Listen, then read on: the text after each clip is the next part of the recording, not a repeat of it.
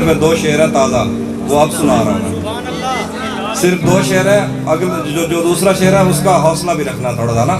शेर है कि मुझसे मत पूछो कि उस शख्स में क्या अच्छा है, मुझसे मत पूछो कि उस शख्स में क्या अच्छा है, अच्छे अच्छों से मुझे मेरा बुरा अच्छा है। किस तरह मुझसे मोहब्बत में कोई जीत गया, ये न कह देना कि बिस्तर में बड़ा अच्छा है।